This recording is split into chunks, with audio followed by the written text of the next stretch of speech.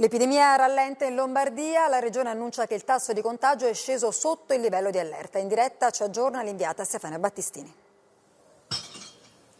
Milano, lo vedete, si è ripopolata, noi siamo in Darsena, sui Navigli sono tantissime le persone uscite per una passeggiata ed è vero, sì, il tasso di contagiosità si è abbassato a 0,75, l'ha annunciato il vicepresidente di Regione Lombardia Fabrizio Sala, ciò vuol dire che il famoso RO è a 0,75 e che ogni positivo contagia 0,75 persone, cioè meno di una persona, è inferiore alla media italiana, 0,80, però bisogna stare ancora molto attenti e continuare a rispettare le disposizioni, a portare tutti la mascherina ed è qui la stragrande maggioranza la indossa, ma non esattamente tutti, quindi se l'obiettivo è 0,2 per continuare, poter pensare di muoversi tra le regioni, bisogna continuare appunto a rispettare queste disposizioni. Intanto a Bergamo è iniziata la fase 2 per i guariti da Covid-19, 1200 pazienti che hanno iniziato il monitoraggio proprio per vedere quali danni, quali conseguenze ha portato Covid-19 dopo la fase acuta. Ecco, questo è l'ingresso, questi sono i nostri pazienti. Entrambi sono tornati a casa e oggi sono al primo giorno di apertura dell'ambulatorio di follow-up.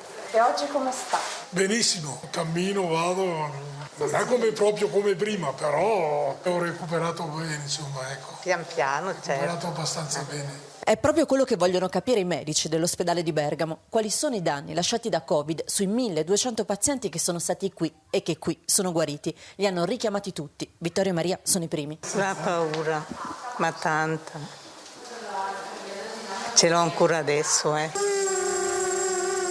Da questo ospedale sono passati oltre 2000 malati, 600 di loro non ce l'hanno fatta. Per gli altri comincia il monitoraggio per studiare le conseguenze su tutti gli organi dopo la fase acuta del virus. Perché in realtà su questa malattia sappiamo ancora molto poco. Voi temete che ci possano essere anche danni permanenti? Sì, una parte ci sarà di persone che avranno conseguenze permanenti. Francamente non sappiamo quale. Dalla Cina sono state pubblicate su questo pochissime informazioni. C'è chiaramente l'aspetto polmonare, ma poi ci sono molti organi che possono essere stati coinvolti, ci sono i problemi cardiologici, quelli neurologici, quelli nefrologici, disordini della coagulazione. I risultati per fare ricerca, studiare gli effetti delle terapie e per organizzare l'assistenza ai pazienti, a cominciare da quella psicologica. Vittorio e Maria, una vita insieme, hanno condiviso anche la stanza del ricovero dopo la tragedia. Aveva in stanza alcuni che poi sono morti.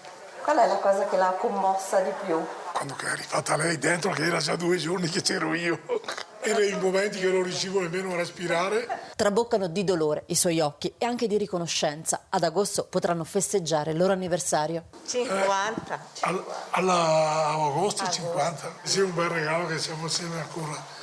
Dopo c'è Anche il Covid avete fatto insieme? tutto. Anche la stanza Abbiamo diviso tutto.